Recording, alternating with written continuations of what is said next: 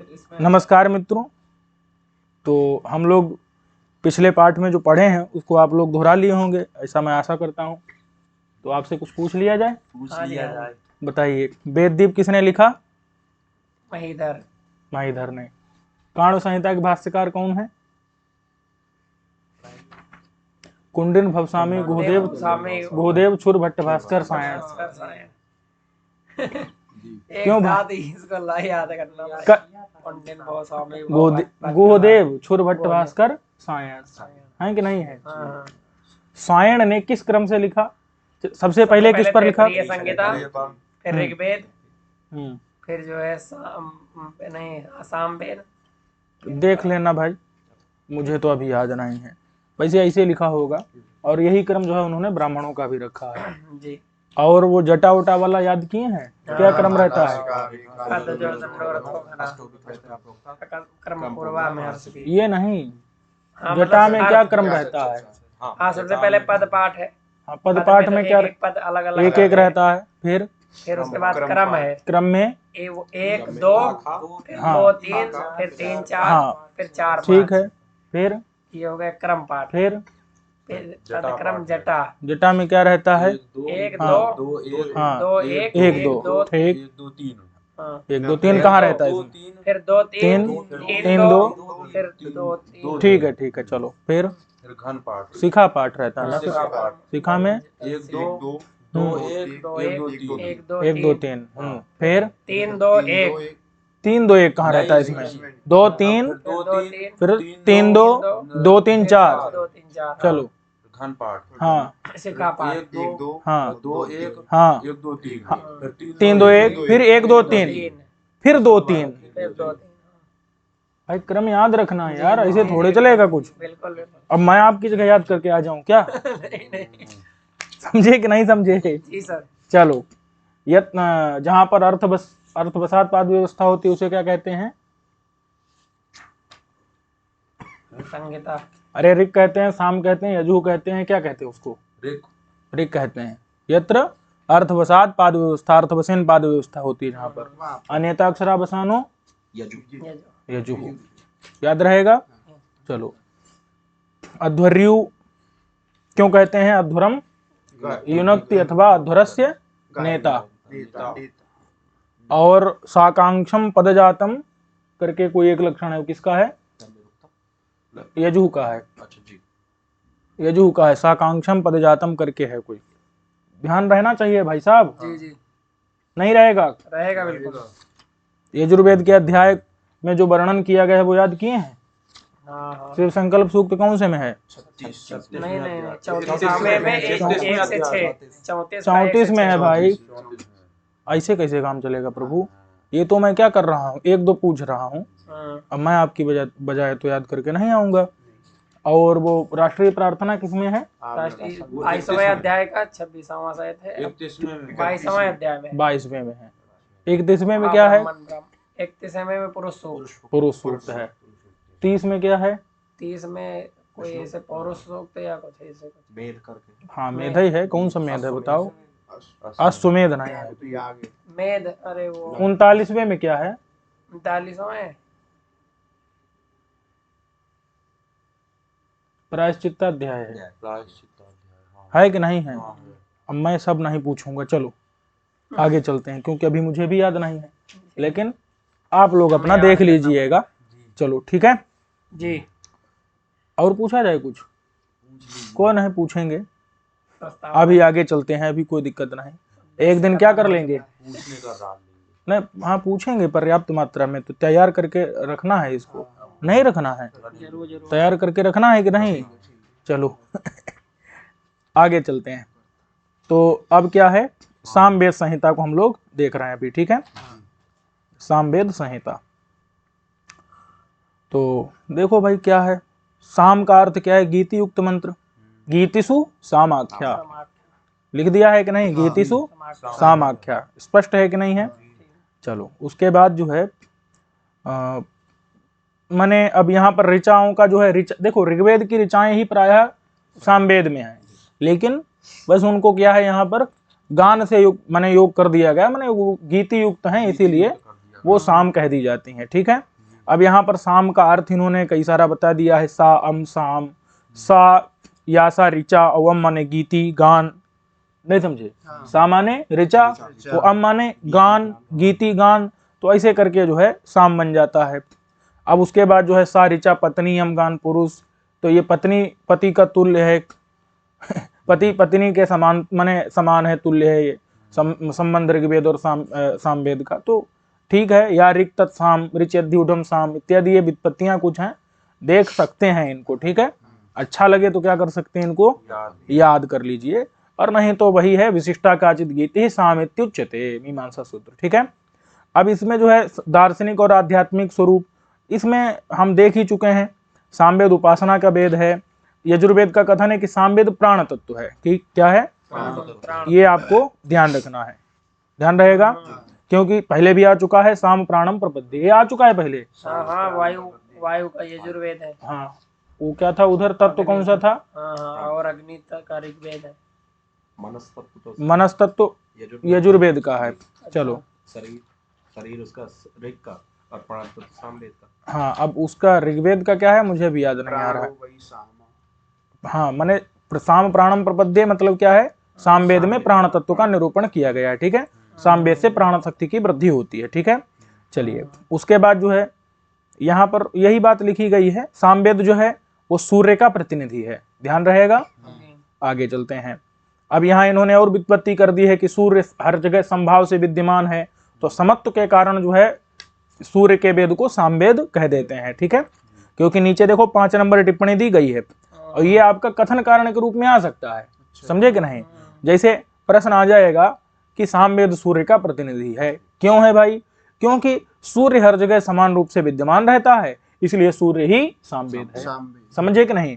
नीचे 5 नंबर में दिया है कि नहीं दिया है कि हाँ, एष आदित्य सर्वैर लोक ही समः, सभी लोकों में समान रूप से विद्यमान है, तस्माद एष आदित्य एव साम, समझ गए कि नहीं, इसलिए आदित्य ही क्या है, साम है। ध्यान रहेगा कि नहीं रहेगा, प्राणो वही साम, प्राण तत्व जो है साम है। ठीक है, तो ये चीज हम यहाँ से समझ सकते हैं।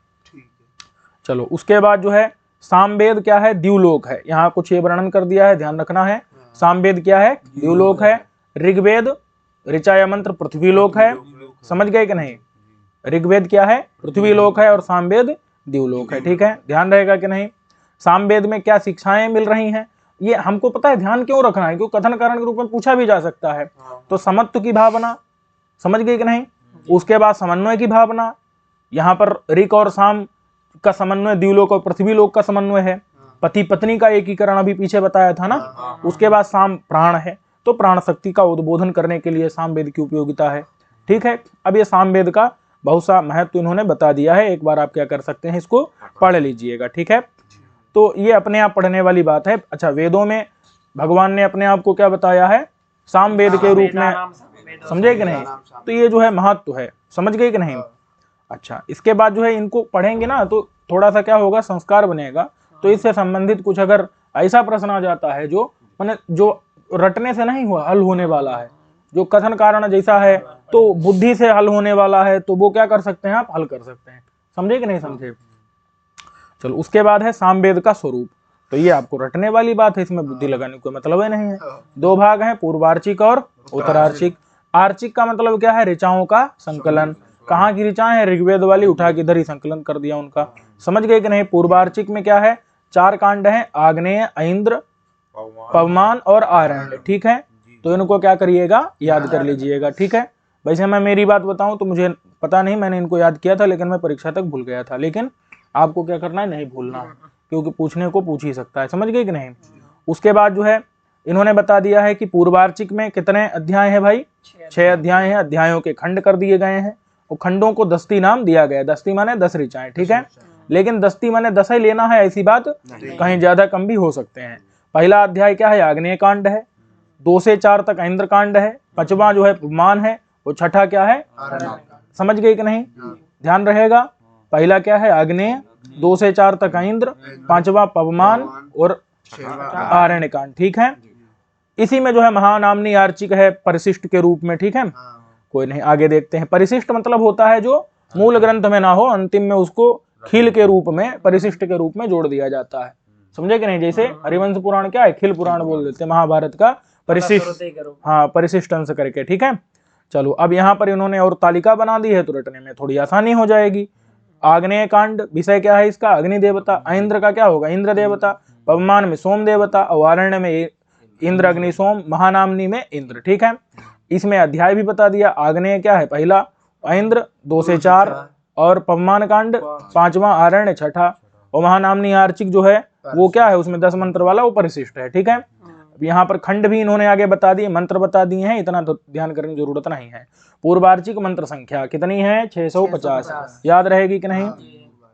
चलो उसके बाद जो है आगे देख लेते हैं।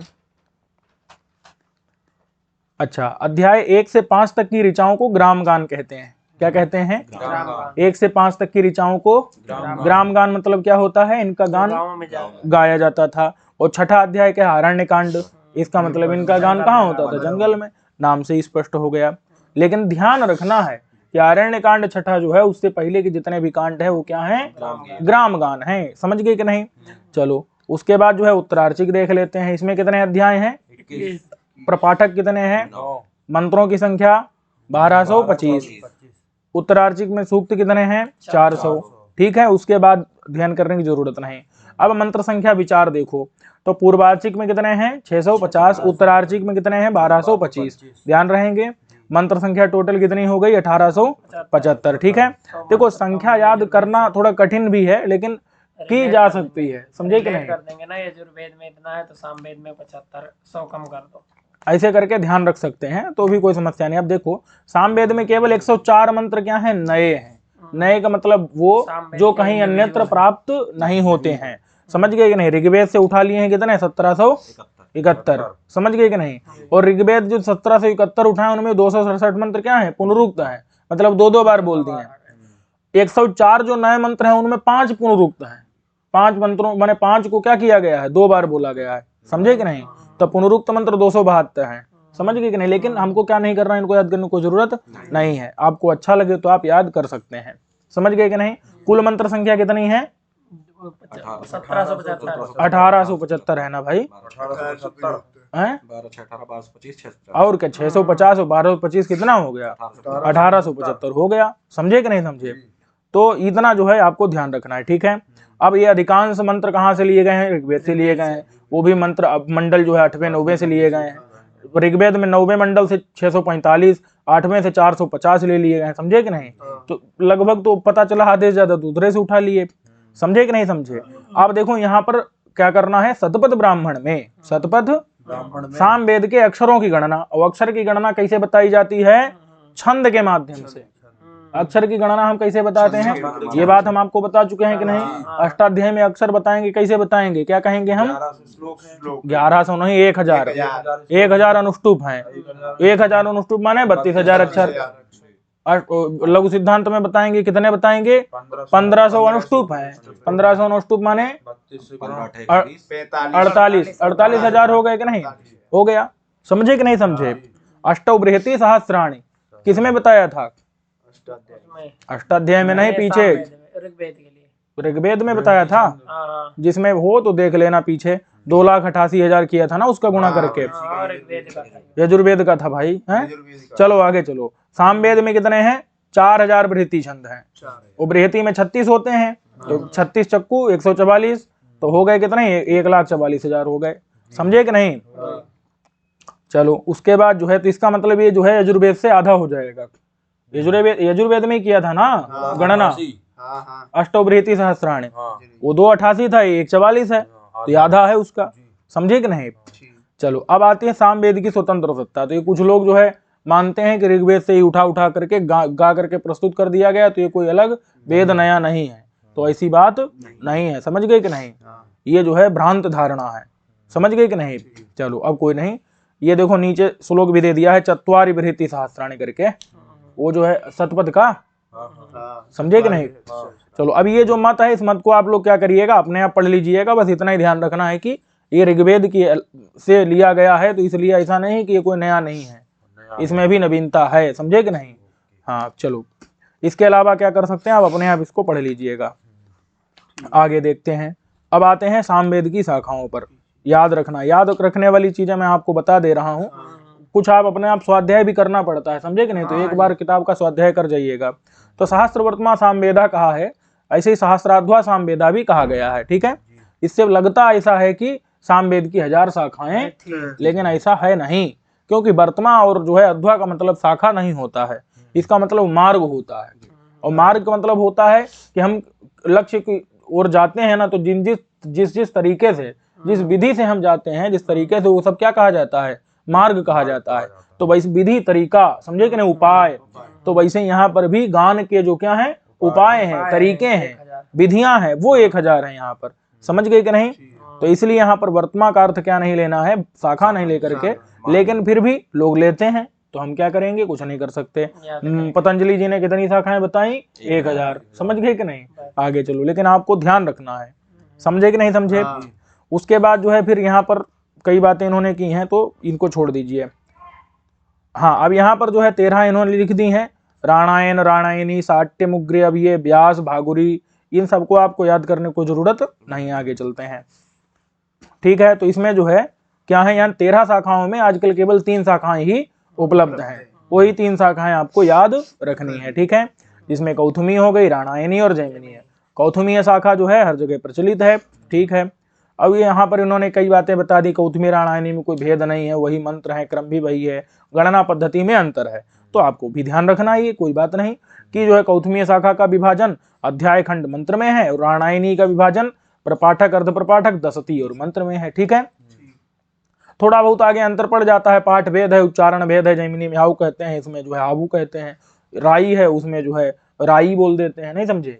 य है, लगा दिए नहीं तो या नहीं लगाए, इस प्रकार से, समझे कि नहीं। थोड़ा बहुत पाठ भेद, उच्चारण भेद, अब शाखा में भेद है तो कुछ तो अंतर रहेगा यार, समझे कि नहीं। वहां बाजे सुनो, यहाँ बाजे सुनो कर देते हैं, समझे कि नहीं। तो ये थोड़ा बहुत क्या है, यहाँ पर अंतर रहता है, समझे कि नहीं। तो ये जो है विशेष याद करने वाली बात नहीं है, हम विभाजन याद कर लीजिएगा। इस पर मैंने वो लगा दिया है, हाईलाइट कर दिया इसको, कि राणायनीय शाखा का विभाजन जो है और कौथुमीय शाखा का जो विभाजन है, ठीक है, तो ध्यान रखेंगे। आगे चलते हैं। उसके बाद सामवेद के जो प्रातिशाख्य है, वो पुष्प सूत्र नाम के अन्य नाम कुसुम सूत्र और कौसुम सूत्र भी हैं, और उसी कौसुम से जो है कौथुम बन गया है, समझे कि नहीं। सामवेद का एक प्रातिशाख्य है पुष्प सूत्र, उसका दूसरा नाम पुष्प माने कुसुम भी होता है, कुसुम से कौसुम और कौसुम से कौथुम, समझ गए कि नहीं। तो जो है ये उसी से संबद्ध लगता है। कौथुम शाखा की ही एक शाखा है तांड्य शाखा, ठीक है। उसी तांड्य का एक ब्राह्मण है तांड महाब्राह्मण, इसको पंचविंश भी कहते हैं, क्योंकि इसमें 25 अध्याय हैं। तांड्य ब्राह्मण, पंचविंश ब्राह्मण, और क्योंकि इसमें 25 अध्याय, समझे कि नहीं। शतपथ में कितने हैं, 100 हैं। 100 पथ माने अध्याय है जिसके अंदर, समझे कि नहीं। चलो, उस जो है, अच्छा, छांदोग्य उपनिषद का संबंध किससे है, तो तांड्य शाखा से है, ठीक है। यहाँ पर छांदोग्य उपनिषद का दूसरा नाम क्या है, तंड नाम उपनिषद, समझे कि नहीं। तो तांड्य शाखा से जो है इसका संबंध है। राणायनीय शाखा में कोई अंतर नहीं है, बस विभाजन है। तो प्रपाठक, अर्ध प्रपाठक, दस्ती और मंत्र याद रखेंगे, समझ गए कि नहीं। थोड़ा बहुत पाठ भेद इत्यादि जो हमको ध्यान रखने को जरूरत नहीं है। इसके बाद जो है फिर आती जैमिनीय शाखा। तो जैमिनीय शाखा के बारे में जो है हम ये देख सकते हैं कि ये डॉक्टर रघुवीर ने लाहौर से प्रकाशित की थी, ठीक है। उसके बाद इसमें जो है, हाँ, मंत्र संख्या दे दी है कि कौथुम में जो है 1875 है, और इसमें जो है 1687 है, समझे कि नहीं। थोड़े से जो है इसमें 188 कम है। इसके अलावा हम यहाँ पर विशेष याद रखने की जरूरत नहीं है। अब आते हैं प्रतिपाद्य विषय। भैया प्रतिपाद्य विषय क्या करना है, याद रखना है। यजुर्वेद का तो सबसे महत्वपूर्ण है, लेकिन अन्य का भी महत्वपूर्ण है, तो अन्य का भी याद रखना है।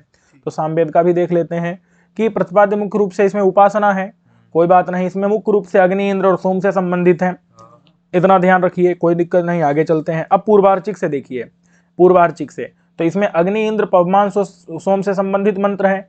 अरे भाई, जो अग्नि से संबंधित कांड है, इंद्र कांड है, तो इस सामान्य बात है कि उनसे संबंधित नहीं होंगे, और क्या हो गया। उसके बाद जो है उत्तरार्चिक में देख लो, तो इसमें जो है मंत्रों का समूह है, द्विक, त्रिक, चतुष्क, 2, 3, 4 मंत्रों का समूह है। अब इसके बाद जो है इनमें यहाँ पर विशेष है, कुछ विशेष नहीं है, तो इसको क्या करते हैं, छोड़ देते हैं, ठीक है। उसके बाद आगे देखते हैं सामवेदीय संगीत। देखो यहाँ कुछ चीजें हमको याद करने वाली हैं, तो हम रटेंगे इनको, ठीक है। जैसे स्वर, तो सामवेदीय मंत्रों में स्वर के लिए क्या लगाते हैं, 1 2 3, समझ गए कि नहीं। जैसे हम वहां क्या लगाते हैं, अनुदात्त के लिए एक नीचे डंडा लगाते हैं, स्वरित के लिए ऊपर लगाते हैं और उदात्त के लिए छोड़ देते हैं। यहाँ पर हम ऐसा नहीं करते हैं। यहाँ पर उदात्त के लिए क्या करते हैं, 1 लगाते हैं और अनुदात्त के लिए क्या करते हैं, 3 लगाते हैं और स्वरित के लिए क्या करते हैं, अच्छा एक मिनट, उदात्त के लिए उसमें छोड़ देते थे।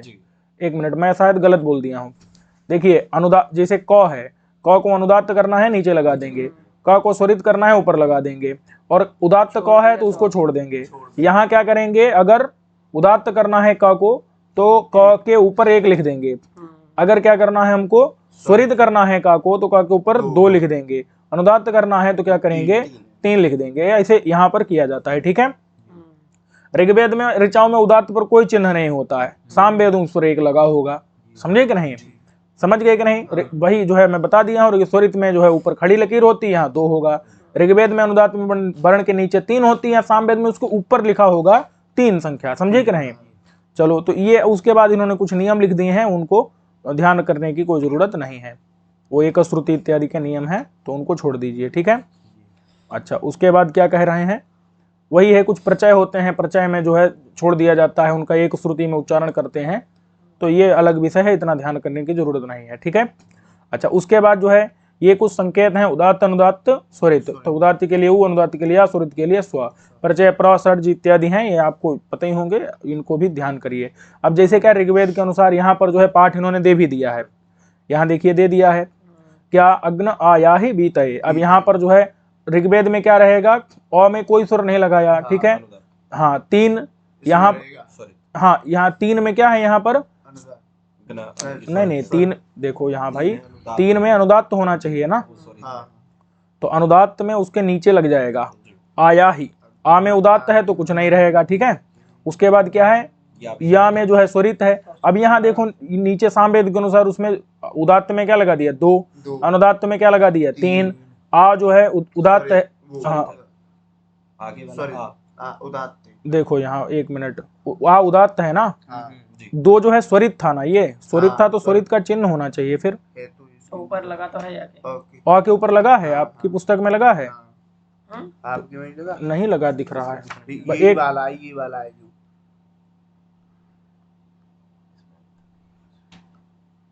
लगा तो है ये।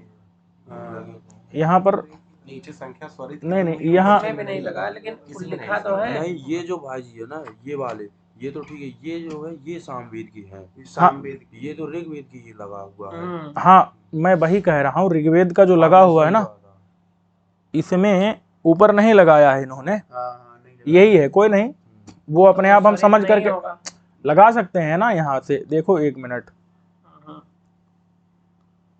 देखो जो अ है वो क्या है, यहाँ पर स्वरित है, लेकिन समस्या है, वैसे स्वरित होना तो नहीं चाहिए, कोई नहीं, स्वरित हो सकता है, स्वरित है। उसके बाद जो है 3 क्या है, अनुदात्त है, अउदात्त है। तो इसके आधार पर मतलब ये क्रम है, मैं आपको समझाना चाह रहा हूँ, जो व्यवस्था है वो हम यहाँ से निर्णय नहीं करेंगे, यहाँ से क्या करते हैं समझ सकते हैं हम। जैसे अस्वरित है तो हम सामवेद में क्या लिखेंगे, उसके ऊपर 2 लिख देंगे, यहाँ पर जो है ऋग्वेद के अनुसार क्या करेंगे, उसको ऊपर एक खड़ी लकीर लगा देंगे। जैसे गुण क्या है, अनुदात्त है, तो अनुदात्त में क्या करेंगे हम 3 लगा देंगे, सामवेद में ऊपर 3 लगा देंगे, इसमें अनुदात्त के लिए नीचे लगा देंगे। जैसे आ उदात्त है तो उदात्त के लिए क्या करेंगे, ऋग्वेद में छोड़ देंगे और जो है सामवेद में ऊपर 1 लगा देंगे, समझे कि नहीं समझे। चलो तो क्लियर है, ये समझ गए कि नहीं, आगे देख लेते हैं अब।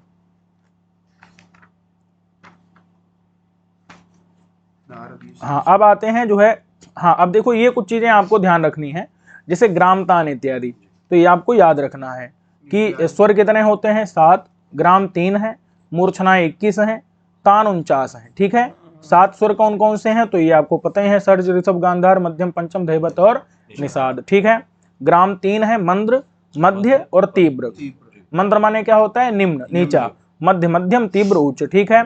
3 सप्तक होते हैं, ये आपको कुछ चीजें कुछ संख्याएं क्या करनी है, याद रखनी है, ठीक है।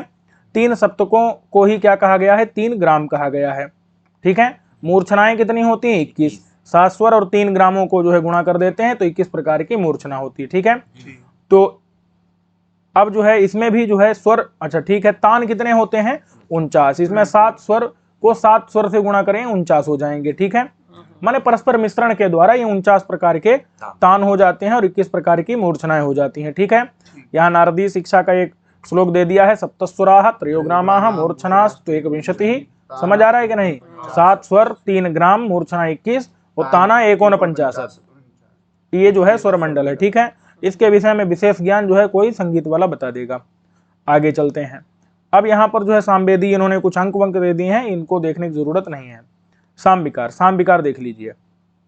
साम विकार जो है क्या होता है कि किसी ऋचा मंत्र को जब गान का रूप देते हैं ना तो थोड़ा सा बदल देते हैं। अभी जैसे हरे राम होता है, गाते हैं तो हरे रामा कर देते हैं, तो भी रामा रामा कृष्णा कृष्णा कर दिया, तो ये क्या है? ये उसको हमने परिवर्तित कर दिया। समझे कि नहीं? तो यही विकार होता है। समझे कि नहीं? तो ये जो विकार हैं उनकी शोभा, उनका गान थोड़ा सा उसको बढ़िया कर देते हैं। समझे कि नहीं? तो यही जो है इन विकारों में स्तोभ मुख्य है। समझे कि नहीं? पहला स्तोभ है, स्तोभा हवा आसाम अलंकार है। जो स्तोभ है वो 6 प्रकार के हैं ना, 6 में जो है स्तोभ नाम का भी है एक। तो स्तोभ जो है वो अलंकार है, शोभा बढ़ा देता है। समझे कि नहीं? स्तोभ जो है सामगान का क्या है? अलंकरण है, मंत्र की शोभा बढ़ा देता है। स्तोभ में क्या होता है? कुछ अतिरिक्त पद दे दिए जाते हैं मंत्र में आलाप के लिए, जैसे औ हो वा हाउ। समझे कि नहीं? ये निरर्थक होते हैं। क्या होते हैं? आपने सूत्र का लक्षण पढ़ा होगा। क्या सूत्र का लक्षण पढ़ा है आपने? क्या है सूत्र का लक्षण? अल्पाक्षरम क्या सारवद विश्वतोमुखम अस्तोभम। वो अस्तोभम में जो स्तोभ लगाया है वो स्तोभ यही है।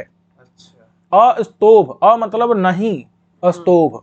सूत्र के अंदर कोई स्तोभ नहीं होना। स्तोभ माने निरर्थक। यही जो औ हो बा हाउ, क्योंकि सूत्रों का गान वान थोड़े करते हैं यार, उनमें औ हो बा हाउ काहे लगाएंगे? नहीं समझे? कोई निरर्थक जो है गाने के लिए कोई भी वहां पर चीजें लगाई नहीं जाती। समझ गए कि नहीं? अलंकार के लिए, शोभा बढ़ाने के लिए सूत्रों में जो है वृद्धिरादेश इत्यादि में नहीं लगाते हैं। समझ गए कि नहीं? वही बता रहे हैं कि ये जो है पद सामान्यतः निरर्थक होते हैं। समझे कि नहीं? नहीं तो लोग पूछ लेते हैं कि अस्तोभम में स्तोभ माने क्या है, बताओ। तो स्तोभ वो होता है जो सामगान में थोड़ा सा उनकी शोभा इत्यादि बढ़ाने के लिए, गाने के लिए क्या जो निरर्थक पद औ हो बा हाउ इत्यादि जोड़ दिए जाते हैं, उन्हीं को क्या कहते हैं? स्तोभ कहते हैं। एक साम विकार है। समझे कि नहीं?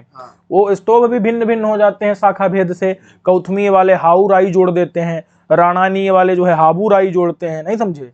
तो ये जो है ये अपनी शाखा के अलग अनुसार जो है स्तोभों को जोड़ दिया जाता है। अब इनमें भी दैवी शक्ति होती है इत्यादि विभिन्न बातें हैं, इनको आपको याद करने को ज्यादा जरूरत नहीं है। ठीक है, स्तोभ को भी 2 भागों में बांट देते हैं, अन्वयी अनुसंगी। अन्वयी जो है पहले जुड़ते हैं, अनुसंगी 2 के बीच में जुड़ते हैं अथवा बाद में जुड़ते हैं। ठीक है, चलो। स्तोभ अक्षर जो है 1 से 17 अक्षर तक जो है गिने गए हैं। तो कोई नहीं, इतना नहीं ध्यान रखना है। स्तोभ के बारे में थोड़ा ज्यादा इसलिए पता कर लिया क्योंकि सूत्र के लक्षण में आता है अस्तोभम, और वहां पूछ लेगा कोई कि अस्तोभम माने क्या है भाई। नहीं समझे? सूत्र अब कहीं पर भी आपसे पूछा जा सकता है, आप सूत्र का लक्षण सुनाओ तो उसमें अस्तोभम माने क्या। समझे कि नहीं? तो अस्तोभम के ज्ञान के लिए पहले स्तोभ का ज्ञान जरूरी है। अब बाद में हम कह देंगे कि ये तो स्तोभ नहीं होता है, सूत्र जो है वो स्तोभ नहीं या स्तोभ वाला नहीं होता है। समझ गए कि नहीं? यही बात है। आगे चलो। समझे कि नहीं? विकार में जो है वही परिवर्तन कुछ कर देते हैं। अग्नि को ओगनाई कर दिया जो है गान के लिए। समझे कि नहीं? विशेषण में क्या करते हैं? उसको माने पृथक कर देना। विशेषण माने क्या होता है? किसी चीज को पृथक कर देना, अलग कर देना। यही वीतय को बोई तोयाई कर दिया। नहीं समझे? वोई तोयाई कर दिया, तो ये क्या है? वीतय को। समझ रहे हैं कि नहीं? यही विकार है। विकर्षण में क्या होता है? लंबा खींच देना। ये को याई कर दिया। समझे कि नहीं? दीर्घ प्लुत कर देना जो है। अभ्यास में क्या करते हैं? अभ्यास तो आप लोग पता ही है, द्वित तो कर देते हैं। नहीं समझे? दो से अधिक बार, जैसे जो है तोयाई। समझे कि नहीं? विराम में क्या होता है? बीच में ही रुक जाते हैं। नहीं समझे? विराम में बीच में ही रुक जाते हैं। तो जैसे गृणानो ह व्यदाते में गृणानो ह व्यतातये। समझे कि नहीं? ह पर रुक करके हल्का सा, और फिर जो है ह पर रुक जाना है और फिर व्यदातये बोलना। समझे कि नहीं? ये क्या हो गए? 6। ये 6 क्या हो गए हैं? साम विकार हो गए। याद रहेंगे कि नहीं? आगे याद रखना है इनको। हाँ, अब आते हैं पूर्व गान। तो ये जो है पूर्व गान अथवा प्रकृति गान और उत्तर गान। तो पूर्व गान को जो है प्रकृति गान कहते हैं, यानी कि पूर्व गान माने सामवेद के पूर्वार्चिक में पढ़े गए मंत्र, समझे कि नहीं। तो ये जो है विभिन्न गानों के क्या होते हैं, ये आधार होते हैं, मूल आधार, क्योंकि इन्हीं को परिवर्तित करके क्या कर लिया जाता है, गाया जाता है बदल बदल करके। तो मूल क्या है, यही है पूर्वार्चिक वाले, तो इन्हीं को ही पूर्व गान अथवा मूल गान, मूल माने प्रकृति गान कह देते हैं, समझे कि नहीं। इसमें भी दो भेद कर देते हैं, ग्राम गेय और अरण्य गेय। पूर्वार्चिक में आग्नेय, इंद्र, पवमान क्या है, ग्राम गेय है, वो जो आरण्य कांड है वो अरण्य गेय है, समझे कि नहीं। चलो समझ गए कि नहीं। पीछे बताए थे ना एक, हाँ छठा वाला जो है वो अरण्य कांड था, अरण्य गेय अरण्य गान था, उसके पहले वाले सब ग्राम गेय गान थे, समझे कि नहीं। वही गांव में गाते हैं ग्राम गेय, अरण्य में गाते हैं अरण्य गेय, समझे कि नहीं। अब उसके बाद जो है उत्तर गान में क्या है भैया, उत्तरार्चिक के मंत्रों पर आश्रित गान, समझे कि नहीं। ठीक है, इसमें पहली ऋचा पूर्वार्चिक वाली होती है और उसी के आधार पर उत्तरार्चिक का गान किया जाता है। तो प्रकृति कौन हुई, पूर्वार्चिक, समझे कि नहीं, और उसी के आधार पर उत्तरार्चिक का गान किया जाता है, समझे कि नहीं। चलो उसके बाद सामगान के 4 भेद कर दिए हैं इन्होंने, कि 4 भेद क्या किए हैं, तो ग्रामगेय गान वही प्रकृति गान, ये बेय गान कर दिया है, ये गेय होना चाहिए, प्रकृति गान, ठीक है, समझ गए कि नहीं समझे। ये ग्राम गेय है, अरण्य तो आरण्य गेय, ये जो है अरण्य में है, इसको रहस्य गान भी कहते हैं। जैसे आरण्यकों को क्या कहते हैं, उनमें रहस्यात्मक तत्व का वर्णन किया गया है, रहस्य गान, समझे कि नहीं। अच्छा ऊह गान, ऊह गान का मतलब क्या होता है, विचार, ऊह मतलब क्या होता है, विचार पूर्वक विन्यास, समझे कि नहीं। ऊह मतलब होता है तर्क वितर्क करना, ऊह वितर्क है ना अर्थ, वितर्क माने विचार करना, समझे कि नहीं। तो पूर्वार्चिक से विन्यास का मतलब होता है रखना, न्यास मतलब होता है रखना, विन्यास माने रखना, धरोहर मतलब रखना, किसी चीज को रखना को विन्यास कहते हैं, समझे कि नहीं। तो जब हम किसी माने अक्षरों का सन्निवेश करना, विचार पूर्वक कौन सा अक्षर कहां पर रखा जाएगा ऐसे करके विचार करके रखना, तो उसको ऊह कहेंगे। तो इस प्रकार से देखो पूर्वार्चिक से संबद्ध जो उत्तरार्चिक है उनका गान होगा। पूर्वार्चिक गान तो क्या है, मूल प्रकृति है, उसके आधार पर विचार कर करके उत्तरार्चिक का गान करेंगे तो वो क्या हो जाएगा, ऊह गान हो जाएगा, समझे कि नहीं। पूर्वार्चिक में विचार नहीं करना है, उत्तरार्चिक क्या करना है, विचार, क्यों, क्योंकि वो पूर्वार्चिक के तुल्य हो रहा है, समझे कि नहीं। चलो फिर जो है इतना समझ गए कि नहीं। इसका जो प्रकृति कौन सा होता है, पूर्वार्चिक वाला, और ये क्या होते हैं, ये विकृति कह सकते हैं हम, या उत्तरार्चिक के जो है गान हो गए, ठीक है, उत्तर गान हो गए। अब ऊहे गान, रहस्य गान, ये ऊहे गान रहस्य गान ये जो है क्या है, रहस्यात्मक है, सबके सामने इनको नहीं गाया जाता है, हो गया। और ये दोनों देखो वही क्या है, ये ऊहे गान और ऊहे गान जो मौलिक नहीं है, इसलिए विकृति गान कहे जाते हैं, समझे कि नहीं। अब साम गानों की संख्या 2700 और ये जो है जैमिनी शाखा के अनुसार गानों की संख्या 3681 है। तो ये जो है आपको याद कर सकने की मैंने करने की जरूरत नहीं है, कर भी सकते हैं। उसके बाद देखो अभी कुछ पद और दिए हैं, ये आपको ध्यान रखने हैं। क्या, शस्त्र, स्तोत्र, स्तोम और विष्टुति, ठीक है। इसमें आपको शस्त्र और स्तोम दो तो एकदम याद रखने हैं, ठीक है। ये शस्त्र क्या है भाई, तो शस्त्र कहते हैं, ये पीछे भी आ चुका है, शस्त्र हम लोग पढ़ चुके हैं पहले। तो अप्रगीत मंत्र साध्या स्तुति ही शस्त्रम, समझ गए कि नहीं। जब अप्रगीत माने बिना गाए, अप्रगीत माने जब मंत्रों के द्वारा, साध्य माने होता है की जाने वाली, और स्तुति को क्या कहते हैं, शस्त्र। तो बिना गाए कहाँ स्तुति होती है, समझ गए कि नहीं। तो ऋग्वेद में जो स्तुति मंत्र है, ऋचाएं, वो सब क्या है, शस्त्र है, समझ गए कि नहीं। उसके बाद जो है स्तोत्र, तो स्तोत्र में क्या है भाई, प्रगीत मंत्र साध्या स्तुति ही स्तोत्रम, जब गा करके मंत्रों के द्वारा, साध्य माने की जाने वाली, हाँ, स्तुति को स्तोत्र कहते हैं, समझे कि नहीं। तो ये सामवेद में गान युक्त मंत्र है, तो सामवेद में क्या, सामवेद में हम क्या कहेंगे, मंत्रों को स्तोत्र, और ऋग्वेद के मंत्रों को हम क्या कहेंगे, शस्त्र, और सामवेद के मंत्रों को, समझ गए कि नहीं। चलो इतना समझ गए कि नहीं, ठीक है। अब इन्होंने एक और बात बता दी है कि एक स्तोत्र में 3 ऋचाएं होनी चाहिए। तो जो है उत्तरार्चिक में 3 ऋचाओं वाले सूक्त हैं, तो स्तोत्र में उत्तरार्चिक वाले ही सूक्त इसलिए आते हैं, ठीक है। स्तोत्र में कितनी सामान्य रूप से ऋचाएं होती हैं, 3। तो 3 ऋचाओं वाले जो है सूक्त कहां पर हैं, उत्तरार्चिक में है, तो वही जो है उत्तरार्चिक में ही स्तोत्र माने जाते हैं, ठीक है। अब आते हैं स्तोम, स्तोम किसे कहते हैं, तो वही त्रिच, त्रिच माने 3 ऋचा वाले सूक्त जो हैं, जब उनको आवृत्ति पूर्वक गाते हैं तो उसको स्तोम कहते हैं, समझे कि नहीं समझे। यहाँ क्या है, 3 ऋचा वाला एक क्या है, एक, हाँ, एक सूक्त है जिसमें 3 मंत्र हैं, 3 ऋचाएं हैं, और जब उसको क्या करेंगे, एक बार नहीं कई बार आवृत्ति करके गाएंगे तो वो क्या हो जाएगा, समझे कि नहीं। तो स्तोत्र ही क्या है, स्तोम है, समझे कि नहीं। बस उसकी क्या कर दी जाती है, आवृत्ति। तो आवृत्ति युक्तम तत्साम स्तोम इत्यभिधीयते, समझे कि नहीं। तो स्तोम जो है वो त्रिच स्तोत्रों पर ही निर्भर है। त्रिच माने 3 ऋचाओं वाला स्तोत्र, उसी को कई बार आवृत्त करके बोल दिया तो स्तोम हो गया, समझे कि नहीं। ये क्या है, एक स्तोत्र ही है, समझ गए कि नहीं। विस्तुति में क्या होता है, बी माने विशेष प्रकार की, स्तुति माने स्तुति, समझ गए कि नहीं। ये भी जो है त्रिचों के द्वारा ही होती है, बस इसमें कितनी बार दोहराना है उसी को निर्धारित कर दिया जाता है, समझे कि नहीं समझे। जैसे त्रिच में 3 मंत्र हैं तो उनमें जो है पहले दूसरे या तीसरे मंत्र को कितनी बार दोहरा देना है, नहीं समझे। त्रिच में कितने मंत्र हैं, 3, पहला दूसरा तीसरा। पता चला पहले को कई बार दोहरा दिया, दूसरे को कई बार, तीसरे को कई बार, तो ये क्या है, यही हाँ स्तोम है। और ये विस्तुति है, विस्तुति में क्या करते हैं, एक निश्चित कर लेते हैं, समझे कि नहीं। 3 बार तो भाई इसी आधार पर स्तोम की संख्या जोड़ निर्धारित कर दिए। तो एक बार जो है तीनों मंत्रों के आवृत्ति सहित पाठ को एक आवृत्ति कहेंगे। एक बार तीनों को बोल दिया एक आवृत्ति, समझे कि नहीं। 3 आवृत्ति करेंगे तो स्तोम हो जाएगा। स्तोम के 9 भेद किए हैं, त्रिवृत, पंचदश, सप्तदश, एकविंश, चतुर्विंश, त्रिणव, त्रयस्त्रिंश, चतुश्चत्वारिंशत्, अष्टचत्वारिंशत्। इस प्रकार से कई प्रकार के क्या भेद किए हैं, स्तोमों के भेद किए हैं। स्तोम मतलब क्या है, जो है 1 2 3 जो है तीनों को गाना, यही स्तोम है, समझे कि नहीं।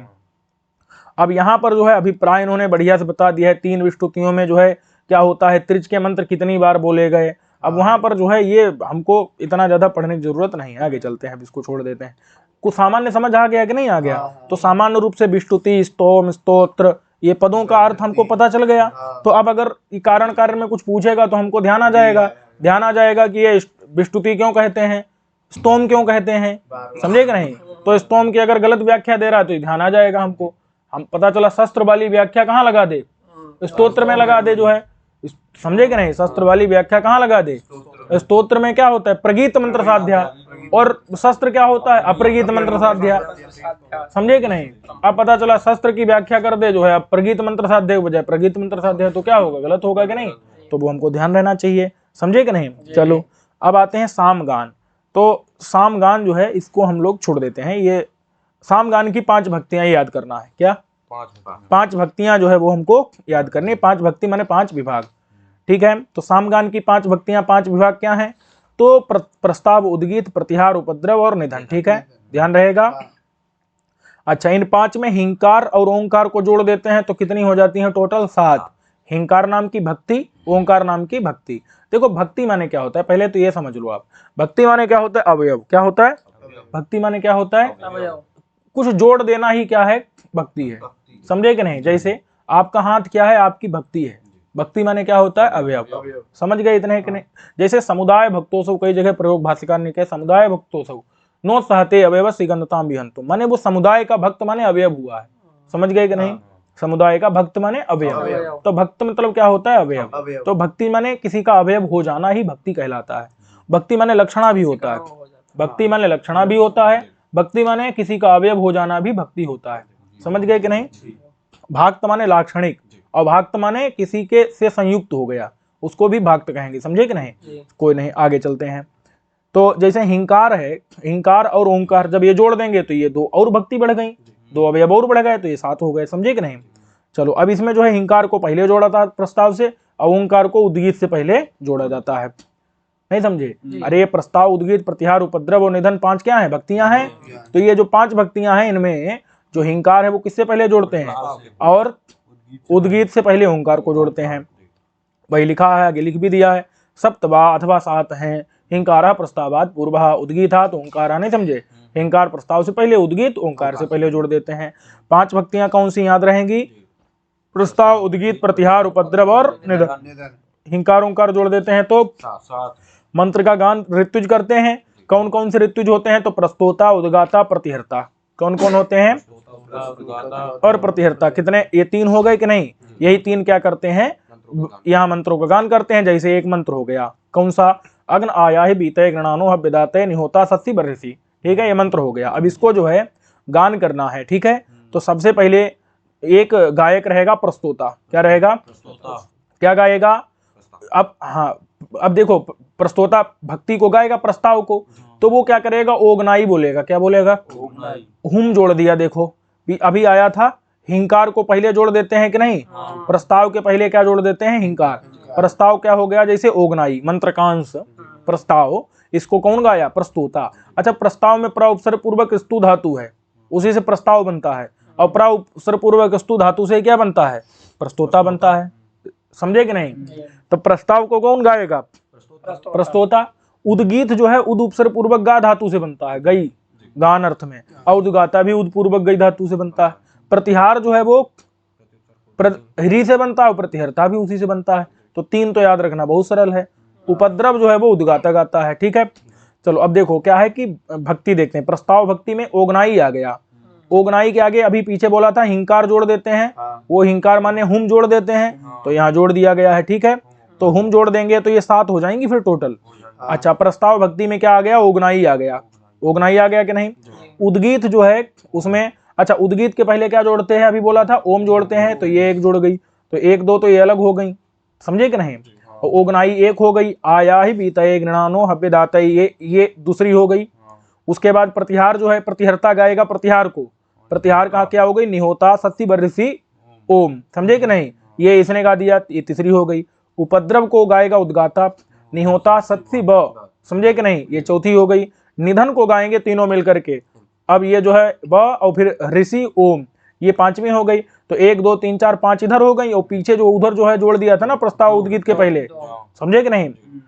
हुम और ओम, तो ये टोटल 7 अथवा मान लेते हैं। नहीं तो जो है 5 आपको याद रखनी है। ठीक है, 5 याद रखनी है, हो जाएंगी कि नहीं? और इनके गायक भी याद रहेंगे। जैसे निधन को कौन गाता है? सारे ऋत्विक मिलकर के। सारे कौन? प्रस्तोता, उद्गाता और प्रतिहर्ता। समझ गए कि नहीं? उपद्रव कौन गाता है? उद्गाता। समझ गए कि नहीं? प्रतिहर्ता क्या गाता है? प्रतिहार को।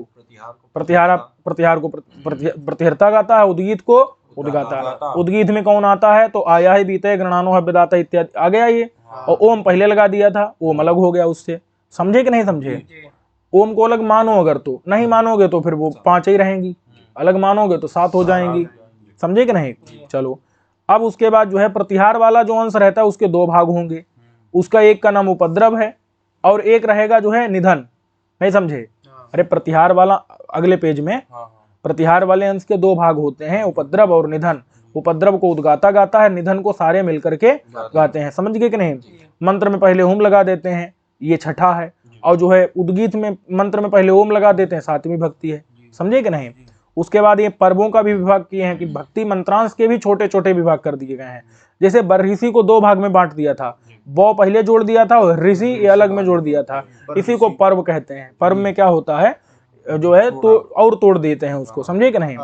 चलो, उसके बाद 3 मूल स्वर हैं, ये आपको याद रखने हैं, उदात्त, अनुदात्त और स्वरित। ठीक रहेगा? ये जो है उदात्त उच्च स्वर से बोलते हैं, निम्न थोड़ा हल्का अनुदात्त हो जाता है, स्वरित बीच में हो जाता है। ठीक है, अब ये जो है मूल रूप से इनका जो है इन्हीं के आधार पर षड्ज इत्यादि जो लौकिक स्वर हैं वो उत्पन्न हुए हैं। समझे कि नहीं? तो ये आपको याद रखना है कि मूल स्वर उदात्त, उदात्त से कौन आया? निषाद और गांधार, अनुदात्त से ऋषभ और दैवता, स्वरित से षड्ज। याद रहेगा कि नहीं? परीक्षा में पूछा जाता ये है और जाएगा भी। समझे कि नहीं? परीक्षा में इस प्रकार का प्रश्न आता है कि उदात्त से कौन उत्पन्न हुआ? तो निषद गांधार। उदात्त में कौन आ जाता है? निषद गांधार। और अनुदात्त में ऋषभ दैवत। स्वरित प्रभवा माने स्वरित से उत्पन्न, प्रभव माने होता उत्पन्न, स्वरित से उत्पन्न कौन होते हैं? षड्ज, मध्यम और पंचम। ध्यान रहेगा कि नहीं? चलो, हाँ एकदम पाणिनि शिक्षा में भी है, नारदीय में भी है। हाँ हाँ, आगे देखें तो कृष्ट स्वर, कुछ कृष्ट स्वर होते हैं, इनको छोड़ दीजिए। सामवेदीय स्वरों का विकास, इनको भी छोड़ दीजिए। ठीक है, उसके बाद जो है आगे चलते हैं अथर्ववेद संहिता। अथर्वन, अथर्वन का अर्थ क्या है? तो ये आपको अर्थ कुछ याद रखना है ताकि कथन कारण जो है आ जाए तो आप बता सकें। अथर्वन का अर्थ क्या है? तो गतिहीन या स्थिरता से युक्त। ठीक है, गतिहीन, क्योंकि थर्व का अर्थ होता है गति, वो अथर्व माने गन्ना गति माने गति रहित। समझ गए कि नहीं? गतिहीन, स्थिर। समझ गए कि नहीं? तो जिस वेद में स्थिरता, चित्तवृत्ति, निरोध, योग का उपदेश है वही क्या है? अथर्व। समझ गए कि नहीं? गोपद ब्राह्मण में अथर्वन का अर्थ क्या किया है? तो अथार्वाक माने अथ प्लस अर्वाक, अथर्वा। मतलब कि अर्वाक मतलब होता है अपने अंदर की चीज को, अपने समीप की चीज को देखना। समझे कि नहीं? वही समीपस्थ आत्मा को अपने अंदर देखना, तो दिखाने वाला जो वेद है वही क्या है? अथर्वा है। ठीक है, अब अथर्ववेद में बहुत से ऐसे सूक्त हैं जिनमें आत्मविद्या, अंदर की बातें, आध्यात्मिक बातों की चर्चा की गई है। आत्मा, ज्येष्ठ ब्रह्म, ब्रह्म विद्या इत्यादि जो है बहुत सारी बातें जो है आत्मविद्या, ब्रह्म विद्या, आध्यात्मिक विद्या से संबंधित अथर्ववेद में की गई है। ठीक है, अब अथर्ववेद का दार्शनिक आध्यात्मिक रूप, तो भैया ये जो है माना गया है क्या शतपथ ब्राह्मण में क्या माना गया? प्राण अथर्वा है, ठीक है। क्या है? तो प्राण अथर्वा मतलब समझ लो, जो प्राण शक्ति को क्या करे, हाँ जगाए, जो उन्नत करे, उसी को क्या कहते हैं? अथर्ववेद कहते हैं। समझ गए कि नहीं? तो ये उसका लक्ष्य है, उसका कार्य है, बताया जा रहा है यहाँ पर, ठीक है। अथर्ववेद को चांद्रवेद कहा गया है गोपद ब्राह्मण में, ठीक है। तो चंद्रमा की शीतलता, ज्योति, प्रकाश, वो अथर्ववेद उत्पन्न करता है। समझे कि नहीं? ऋग्वेद जो है अग्नि तत्व प्रधान है, अथर्ववेद क्या है? सोम तत्व प्रधान है, शीतलता प्रधान। सोम माने चंद्रमा। समझ गए कि नहीं? ऋग्वेद ऊष्मा प्रगति स्फूर्ति देता है, तो अथर्ववेद शांति सामंजस्य सद्भावना इत्यादि जो चंद्र सोमी माने चंद्र संबंधित गुण हैं उनको विकास करता है, उनका विकास करता है। समझ गए कि नहीं? अब यहाँ पर कुछ एक दो जो है नीचे पंक्तियां दी हैं, ध्यान रखना। अथर्वाणो अथर्वणतः, अब यहाँ थर्वतिश चरति कर्मा तत्प्रतिषेध अथर्वा, यानी कि चरत यानी गति का प्रतिषेध, चित्त वृत्तियों का निरोध, नहीं समझे? चित्त वृत्तियों को विषयों में न लगने देना। समझ गए कि नहीं समझे? तो इसी प्रकार से जो है प्राणो अथर्वा, अथर्वणाम चंद्रमा दैवतम तदेव ज्योति। समझे कि नहीं? अथर्ववेद चंद्रमा से संबंधित है, तो चंद्रमा की ज्योति, प्रकाश, शीतलता को प्राप्त करना, यही क्या है? अथर्ववेद का लक्ष्य है। ध्यान रहेगा, ध्यान रहना चाहिए, कथन कारण के लिए यही उपयोगी होगा। समझे कि नहीं? नहीं तो जो है सूर्य कहीं जुड़ जाएगा और चंद्रमा कहीं जुड़ जाएगा, तो हमको जोड़ना इधर उधर नहीं है। समझ गए कि नहीं? चलो, समझ गए कि नहीं? सामवेद में नहीं जोड़ना है, नहीं तो सोम शब्द से लगेगा तो शाम से संबंधित है। समझ गए कि नहीं? वो अलग हो जाएगा। अब अथर्ववेद का महत्व, बहुत बड़ा महत्व कर दिया है इन्होंने, तो ये हम जो है इतना ज्यादा नहीं देखेंगे। ये हाँ, एक चीज 6ठे नंबर पर लिखा है इन्होंने कि इसमें जो है क्या है? ब्रह्मवेद है, ब्राह्मणों का है, दूसरी तरफ क्षत्रवेद है, एक तरफ स्त्री और शूद्रों का वेद है, दार्शनिक विचार है, अध्यात्म चर्चा है, जादू टोना है, कृत्या प्रयोग है, ठीक है। जनता का वेद है, ब्राह्मण क्षत्रिय वैश्य शूद्र सबका वेद है। समझे कि नहीं? तो उस ये जो है थोड़ा सा ध्यान दे सकते हैं, इसके अतिरिक्त यहाँ पर देखने की जरूरत नहीं। आगे चलते हैं। अभिचार कर्म क्या होते हैं? अभिचार कर्म होता है मारण मोहन बस्सन और जो स्तन मनोचाटनादिकम, समझे? यही सब क्या है? अभिचार कर्म है। चलो अब देख लेते हैं अथर्ववेद के अन्य नाम। ये भैया जरूर देखना है, क्योंकि नाम क्या करता है ना, उसकी संज्ञा को माने उसकी क्रिया गुण को बता देता है। समझे कि नहीं? जो संज्ञा है वो क्या होती है? नृता होती है, उसके अर्थ को बता देती है। समझे कि नहीं? तो जो है यहाँ पर देख लेते हैं। तो अथर्वन नाम अथर्ववेद क्यों पड़ा भैया? क्योंकि अथर्वा ऋषि ने देखा था इसको, इसलिए अथर्ववेद नाम पड़ गया। समझे कि नहीं? क्यों? सबसे ज्यादा मंत्र उन्हीं के द्वारा देखे गए, उन्हीं के वंशजों के द्वारा।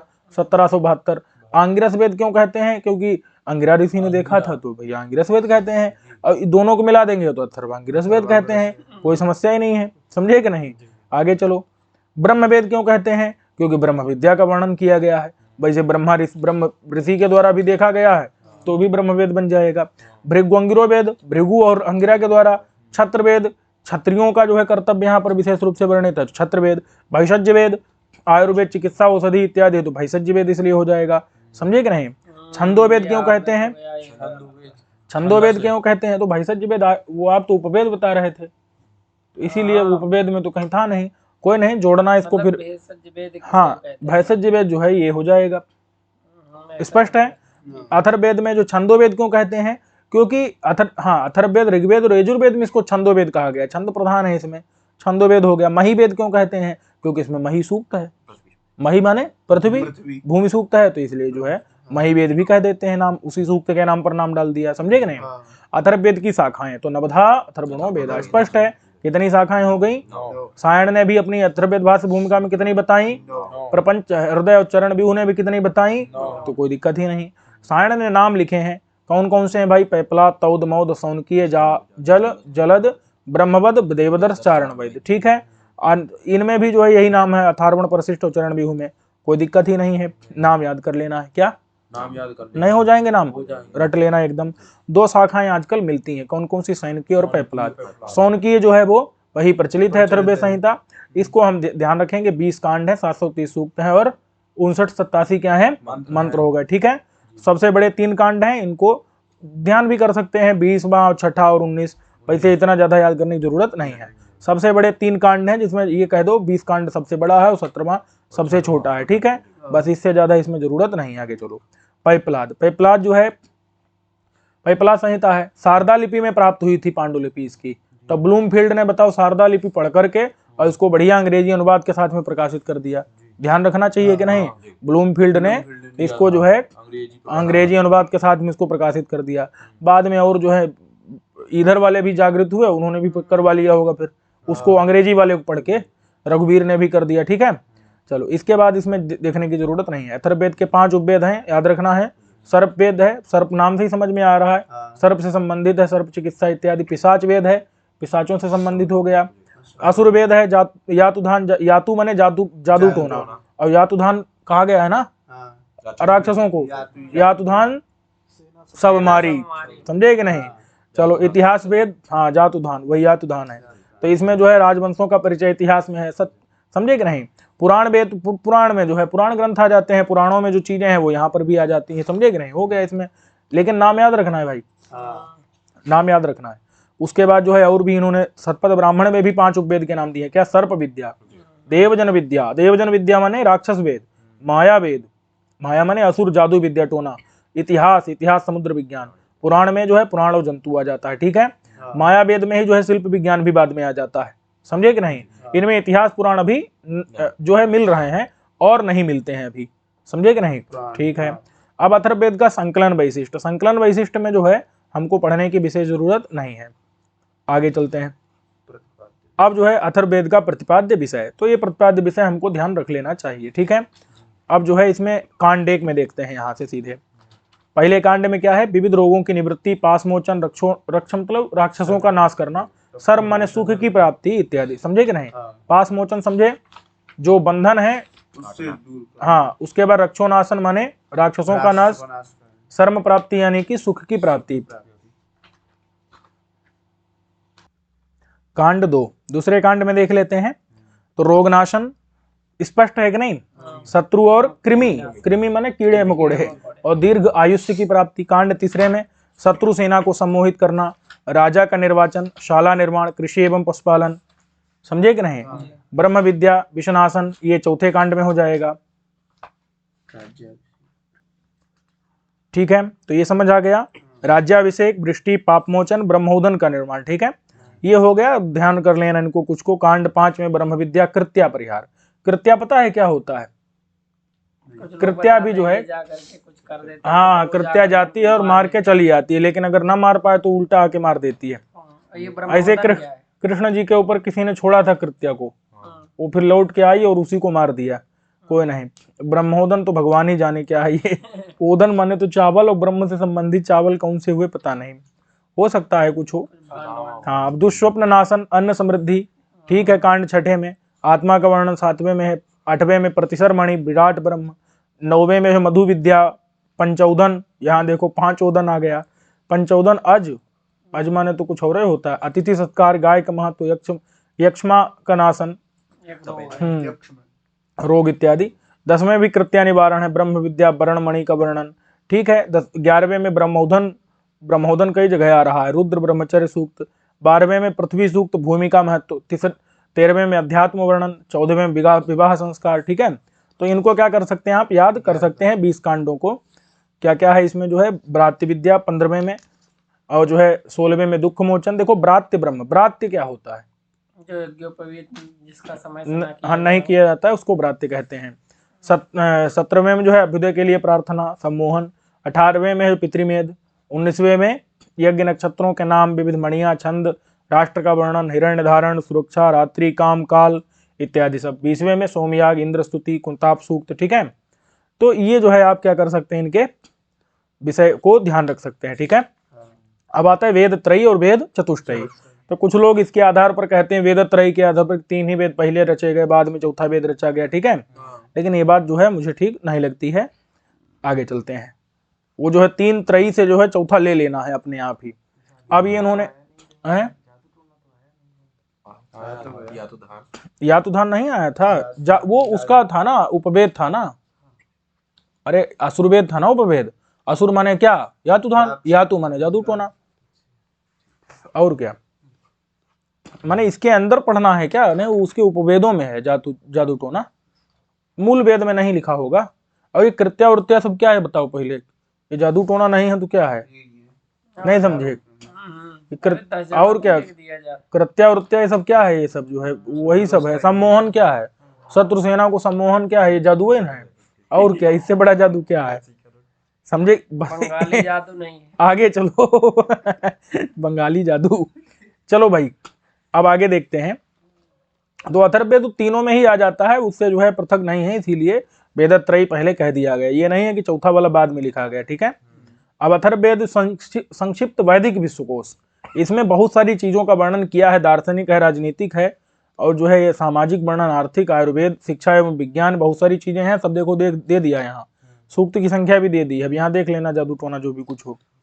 उसके बाद जो है अभिचार कर्म, देखो इंद्रजाल, कृत्या, जादू टोना, झाड़ फूंक, सब सूक्त दे दिए आगे। इन मंत्रों में देखना पति वशीकरण, लो भाई, बाजीकरण, इससे बड़ा जादू और बाजीकरण पता है, बाजी कहते हैं अश्व को, तो अश्व की तरह शक्ति को प्राप्त करने के लिए जो उपाय किए जाते हैं उनको क्या कहते हैं, बाजीकरण। बाजीकरण की कुछ औषधियां आती हैं, नहीं आती हैं जो आए क्या, अंजीर। अच्छा अंजीर कोई औषधि है क्या, ये माने औषधियां आती हैं ना। चलो आगे चलो, बंध्यात्व के नाश करने के लिए, पुत्र प्राप्ति के लिए, समझे कि नहीं। तो पति वशीकरण, अब बताओ और क्या चाहिए, समझे कि नहीं। चलो तो नहीं मिल रहा है, यही सब तो लिखा है यहाँ, देखो चल ही तो रहा है। ये देखो, इधर पेज पलट करके देखो, अगले पेज में देखो, गोलियां लिखी, अगले पेज में देखो, अगले पेज में देखो भाई, और सेनापति 106 में, 106 में देखो, यहाँ देखो, देख रहे हैं। ये सब लिखा हुआ है, नहीं मिल रहा है। आगे चलो, आगे चलो, ये सब नहीं पढ़ना है, नहीं पूछेगा कोई, नहीं पढ़ रहे थे तो चलो सोचा इसको भी देख लेते हैं, नहीं तो समझे कि नहीं समझे।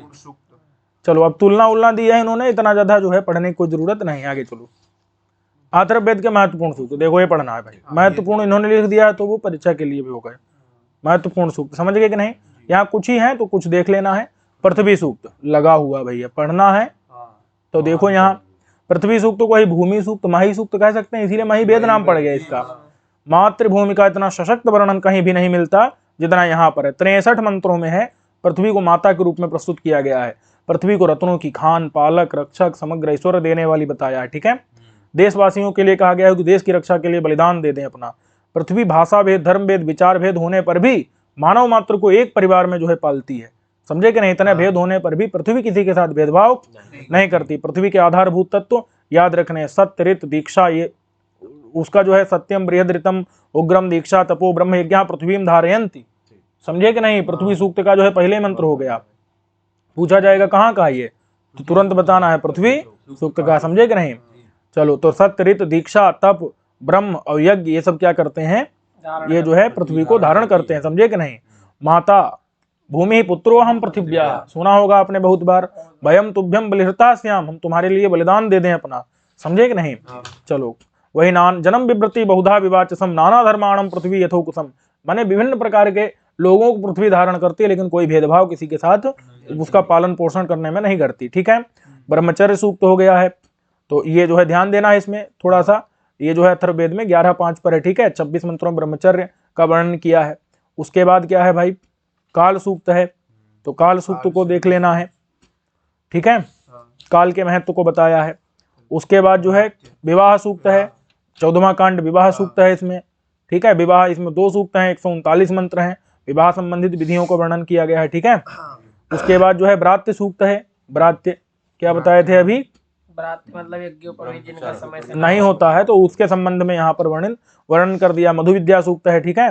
ब्रह्म विद्या सूक्त है, ये जो है आपको ध्यान रखने हैं, ठीक है। तो इस प्रकार से आपका क्या ये आपका संहिता वाला हिस्सा पूरा हो जाता है। तो इस पाठ को यहीं तक रखते हैं, ठीक है।